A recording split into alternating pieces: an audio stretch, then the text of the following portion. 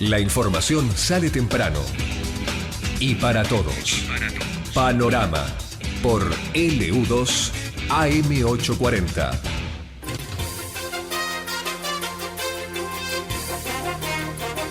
Estamos con Héctor Gay y con Marcelo Feliu y también a través del 459-0040 recibiendo inquietudes de los oyentes sobre los temas que han abordado hasta el momento: seguridad, obra y servicios públicos, los candidatos. En el cierre nosotros haremos la lectura correspondiente para que tanto Héctor como Marcelo puedan responder. Vamos a presentar el próximo tema, por favor. Tránsito y transporte. Ahora invertimos el orden. Comienza el doctor Marcelo Feliu. Tránsito y transportes están íntimamente vinculados. Hasta hace muy poco parecían compartimientos estancos, divididos, pero están íntimamente vinculados. Bahía Blanca tiene aproximadamente 170.000 autos, con un crecimiento exponencial, con un número similar de motos, lo que implica complicación vehicular y alta siniestralidad, con todo lo que eso significa, inclusive en la política sanitaria. Por lo tanto, tenemos que hacer lo que hacen las ciudades más importantes del mundo: priorizar el peatón. Para priorizar el peatón necesitamos educación vial y control. Segundo, tenemos que mejorar y potenciar el transporte público para desalentar la utilización del automóvil.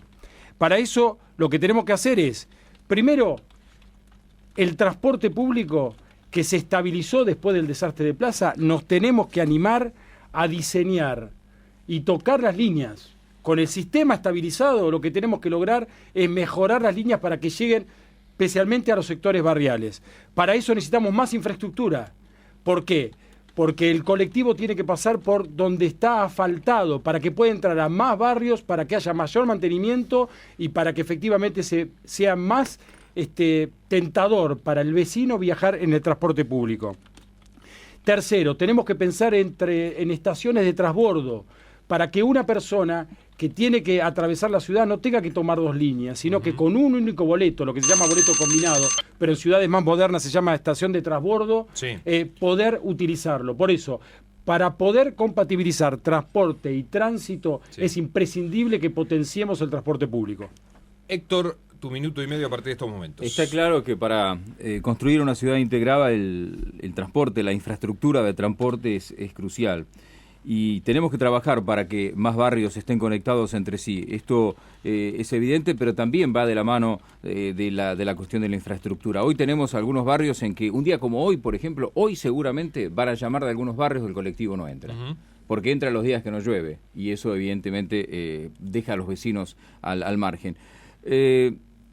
Nosotros tenemos ya presentado a través del concejal Vitalini el proyecto concreto para que dentro de una hora se pueda tomar dos colectivos con el mismo valor del boleto. Hoy es cada vez más simple por la tecnología, digamos, y además el mundo lo utiliza, porque en una ciudad muy centralizada como la nuestra, para ir a determinados lugares necesariamente tenés que tomar dos colectivos. Entonces, si alguien del noroeste quiere ir al Pena, tiene que venir al centro y después ir al Pena. Bueno, la propuesta es que efectivamente, si lo hace dentro de un lapso máximo de una hora, pague un solo boleto. Es una forma de incentivar y de la utilización del transporte público. Y también hay que modificar la ordenanza de movilidad sostenible para el microcentro. No ha dado resultado. No ha dado resultado, o por lo menos el esperado. Compartimos que hay que priorizar al peatón, pero algunas de las medidas que se tomaron respecto de estacionamiento, por ejemplo, medidas de sacar el estacionamiento en sobre las dos aceras en algunas calles, no ha mejorado, porque se lo hizo de una forma abrupta, inconsulta y sin organicidad. Hay que trabajar mucho más en esa cuestión. Me interesa hablar de este plan, ¿no? Porque para la municipalidad, sí, uno advierte que en cierta arteria hay una mayor descongestión de tránsito. La ciudad es de similares características. Y también lo que sí advierte es que algunos vecinos que se quejaban al principio ya no se quejan, ya no se están rendidos y se acostumbraron. El problema que tenés es que con este sistema que hay que estudiar bien, perdiste rotación en las cuadras inmediatamente después de los parquímetros, por ejemplo. Si no hay rotación. Toda la gente se agolpa allí. Absolutamente. Te genera, entonces, hay formas de eso. La forma de ampliar el radio medido a un costo más bajo es una forma de estimular la rotación y evitar lo que está pasando hoy. Que efectivamente solucionaste el problema en las 2 primeras cuadras. Sí, ahora se ha ampliado. Medianamente en las 3 siguientes, Sí. pero a partir de la 5ª o la 6ª tenés un gran problema o peor que antes. Y tampoco es que eliminar en algunas calles, digamos, esta por ejemplo, Martiniano Rodríguez, eliminar las 2 aceras de asfalto, de estacionamiento, no mejoró la situación. Marcelo. Yo creo que el plan de movilidad sostenible es una herramienta que hay que profundizarla. Ajá. Pero es una buena herramienta. Es una buena herramienta. Es la herramienta que utilizan las ciudades que tienen problemas de tránsito, que tiene que ver con desalentar el uso vehicular en el área céntrico, que son todas en las que Bahía Blanca obviamente tiene una característica... porque no tiene grandes avenidas, no tiene... Exactamente. Lo que tiene que tener una continua evaluación. Esa continua evaluación tiene que ver con hacer correcciones. Por ejemplo, no tiene sentido que haya prohibición de estacionar en calles como Beruti o España, en las primeras cuadras, porque no hay flujo vehicular para eso. Pero eso no quiere decir que el plan de movilidad sostenible hay que derogarlo, sino que hay que analizarlo, evaluarlo y ir haciendo las correcciones. Evaluarlo a la luz de los resultados, ¿no? Exactamente, no, y con criterio científico. Criterio científico, no solamente criterio político. El criterio político es, efectivamente, tenemos que ir a un...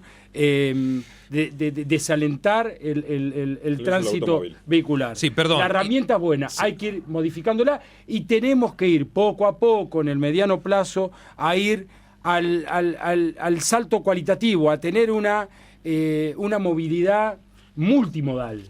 Que efectivamente que esto es un cambio cultural, pero en algún momento hay que empezar con un amplio consenso para que nos acostumbremos de que está el transporte público, que por supuesto que hay que estudiar otros métodos alternativos y hay que pensar en el mediano plazo la posibilidad por la vía férrea de lo que es el tren urbano.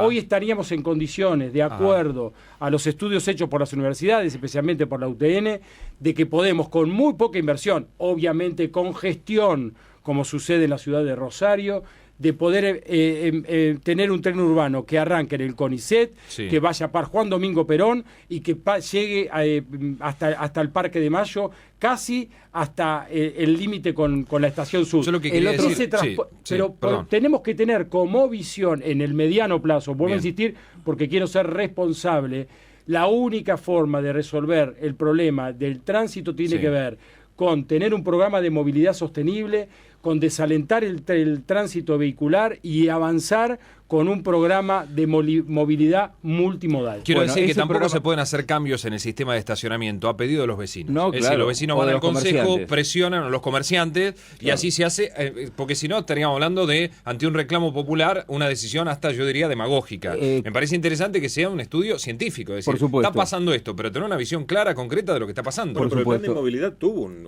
respaldo científico. Sí, por eso, pero no es... Bueno, por eso hay que seguir haciendo una crítica a este plan. Si hay que hacer correcciones, hay que hacer correcciones, pero también entendamos... Correcciones, pero a partir de un estudio científico. También entendamos que tenemos que ir hacia un cambio cultural.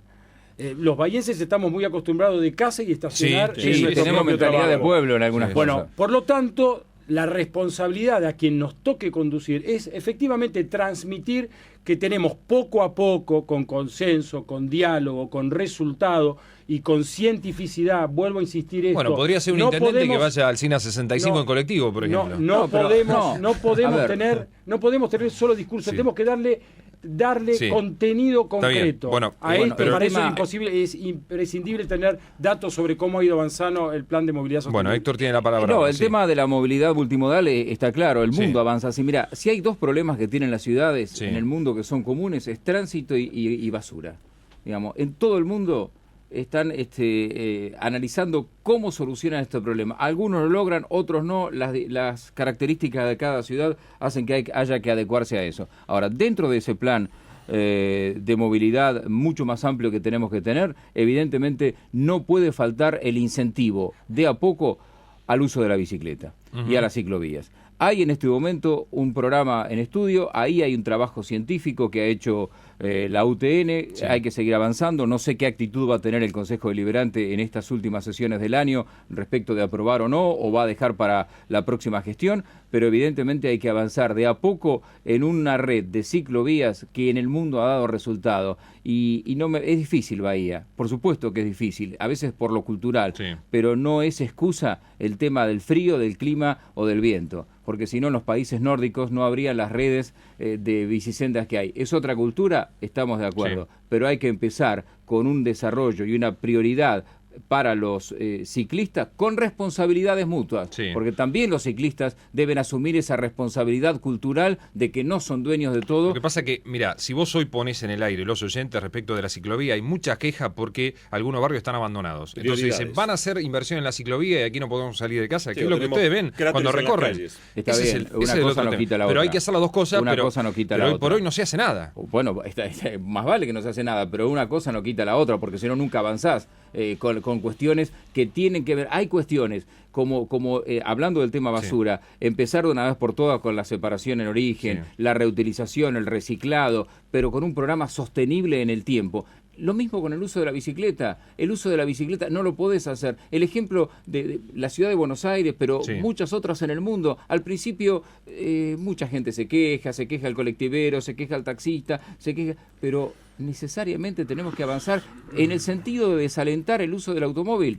Si no, es insostenible, y máximo en una ciudad que estructuralmente no está preparada para pasar de 100 a 170.000 autos como lo hemos hecho en una década. Marcelo, yo le quería preguntar concretamente a los dos, ¿qué van a hacer? Porque este es un tema que va a regir desde el próximo año, con el boleto estudiantil. Bueno, porque ayer se aprobó, pero la plata ¿de dónde sale? No se sabe de dónde sale. Es muy interesante. La aplicación del boleto estudiantil, por supuesto que yo estoy totalmente de acuerdo, de hecho lo voté en la legislatura, me parece que es un avance, es decir, poder tener que los estudiantes puedan tener su boleto gratuito, me parece que es un avance, de hecho tuvo un amplísimo consenso en la legislatura provincial. El espíritu de la votación, el espíritu para que se entienda, era que tenía que haber compromiso presupuestario provincial, por lo tanto somos los legisladores los que tenemos que gestionar para que en el próximo presupuesto existan los fondos. Pensemos que en Bahía Blanca, si no me equivoco los números, la aplicación con el pasajero actual de los estudiantes debe ser alrededor de entre 12 y 15 millones anuales. Eso con la actual demanda. Con la demanda de la gratuidad va a aumentar la demanda. Jagroski estimó en 18 millones. Bueno, va a aumentar. Aumentaría hasta 18. Por lo tanto, lo que hay que hacer es primero tener bien clarito los números de lo que nos costaría la aplicación luego de que esté reglamentada la ley. Segundo, a ver qué compromiso presupuestario tiene la propia, en este caso, la municipalidad a través de la SAPEN. Y tercero, que se respete el espíritu de la ley, que en la reglamentación se disponga en el próximo presupuesto los recursos para que no desfinancie a los sistemas locales. Yo como intendente voy a reclamar que efectivamente se respete el espíritu de la ley y que haya una partida, como lo existe con el fondo educativo, que podría destinarse tranquilamente para financiar, pero si yo utilizo el fondo educativo con estos mismos números, voy a dejar de financiar obras de infraestructura del sistema escolar. Por lo tanto, es imprescindible que el próximo intendente gestione la remisión de los fondos, que son aproximadamente 1 millón y pico por mes, para poder financiar el boleto único estudiantil. Ese no solo fue el espíritu de lo que se debatió en la legislatura, donde yo también voté a favor y por lo tanto estoy absolutamente a favor de que se instrumente, sino también el espíritu de lo que ayer se votó en el Consejo Deliberante de Bahía Blanca, respecto de las estudiantes de la provincia. Está claro, así como en el caso de la policía local, por ejemplo, los fondos, está establecido que los sueldos y demás vengan de la provincia, en ese caso también hay que concretar la gestión. Y un párrafo más para otro tema que me parece importante. Tenemos un minuto más, dentro hacemos de un la minuto cuestión más. del transporte. Un minuto. Una de las preguntas que muchos nos hacen, ¿qué vamos a hacer con la SAPEM? Bueno, la SAPEM como ente orgánico es válido. Tanto la SAPEM ambiental como la SAPEM del transporte. Sí, al menos en nuestro caso, vamos a establecer algunos cambios que nos parecen importantes. Primero, establecer una auditoría respecto de lo que ha pasado en la SAPEM. No para culpar a nadie, para que todo el mundo se quede tranquilo frente a las muchas versiones que hay respecto del uso de la SAPEM y el hecho de que los números no se conozcan, no se hayan transparentado. Segundo, En nuestro caso, si accedemos al municipio, Sí. los gerentes de la SAPEM van a salir por concurso. Inmediatamente de asumir se llama un concurso para que los gerentes salgan por concurso, no establecidos políticamente. Tercero, una modificación de la ordenanza para achicar y para profesionalizar el directorio. El directorio de la SAPEM, como está, con funcionarios políticos que van, que vienen, no es lo mejor. Y después, un fuerte paso a la sindicatura con participación de la oposición. La SAPEM, las dos SAPEM mueven mucho dinero, son organismos que pueden funcionar muy bien. De hecho, algunos, sobre todo el transporte, ha mejorado muchísimo el sistema, pero la gente debe saber en qué se gasta cada peso. Transparencia por sobre todas las cosas. Un minuto más, Marcelo. Sí, con respecto a este tema. El mecanismo de la SAPEM es una herramienta interesante y que ha dado resultados concretos en materia de transporte público. ¿Por qué? Porque reúne la capacidad de ser el regulador del transporte y el prestador. En este sentido, una vez estabilizado el sistema, lo que tenemos que hablar en concreto, que algunos hablan de incorporación del capital privado. No es de capital privado. Lo que hay que hacer es animarse a pensar de licitar para que ingrese el capital privado con líneas privadas, para hacer más sostenible el sistema. Segundo, hoy la SAPEM está controlada por el Tribunal de Cuentas, el Consejo Deliberante, si los concejales asumen la responsabilidad según lo dispone la ordenanza, la sindicatura interna, y a partir de la implementación de la tarjeta SUBE por la Dirección de Transporte del Ministerio de Interior y Transporte de la Nación. Lo que hay que hacer es que los números sean conocidos, porque es imprescindible que podamos tener un control, además del control interno, un control externo. Bueno, nos quedan una pregunta que le tienen que formular cada candidato a su adversario, por qué tienen que votarlos, pero hemos recibido algunas consultas. Yo de la gente. Sí, le pido brevedad, ¿no? Para todo. Sí, pero lo vamos a hacer. Lo vamos a hacer. Brevemente, ¿no?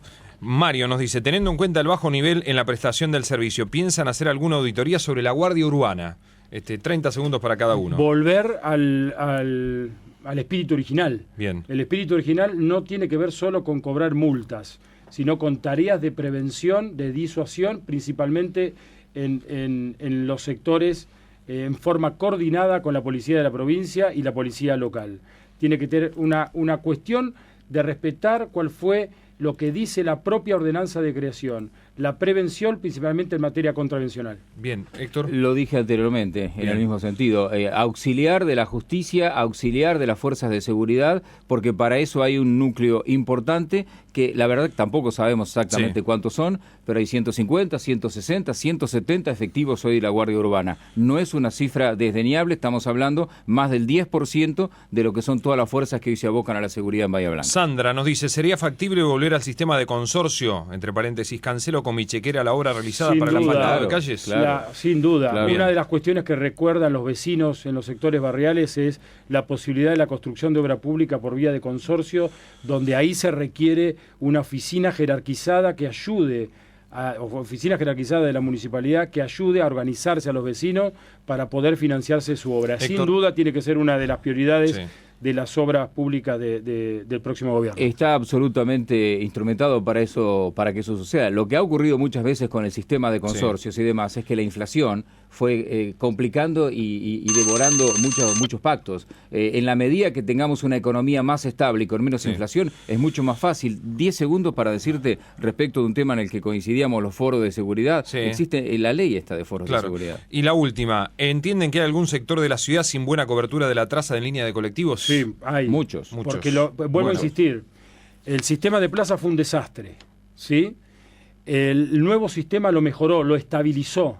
A partir de ahora, desde lo bueno que ha significado este avance, hay que animarse a tocar los recorridos. Y para poder tocar los recorridos, para que se llegue a más sectores barriales, tiene que estar directamente vinculado con el plan de infraestructura vial.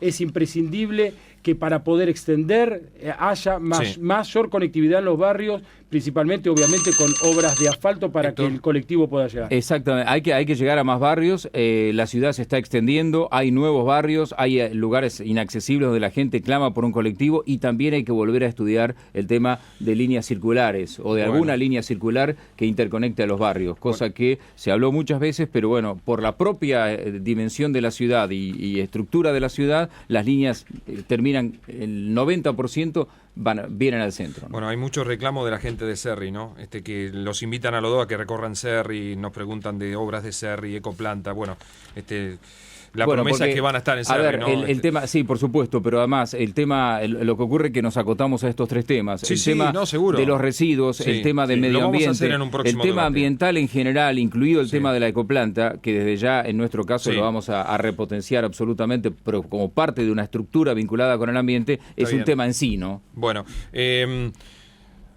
pregunta Héctor Gay, responde Marcelo Feliú, pregunta Feliú, responde Héctor Gay.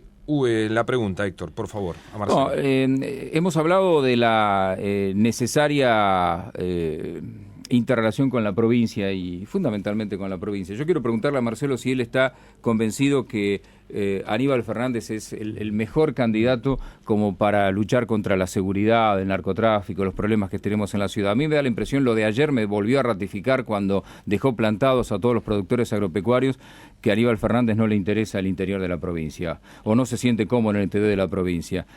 ¿Vos creés que Aníbal Fernández es el candidato ideal para liderar este proceso donde hay que mejorar la seguridad y la lucha contra el narcotráfico en la provincia? Creo que como pocos conoce la provincia de Buenos Aires. Es de la provincia de Buenos Aires. Eso es imprescindible. En mi caso puntual, yo hablo como intendente. Sé lo que voy a hacer con el próximo gobernador, sea quien sea. Yo, desde que termina la elección, voy a ser quien lidere el reclamo de los bahienses, cualquiera sea el gobernador, cualquiera sea de de color político.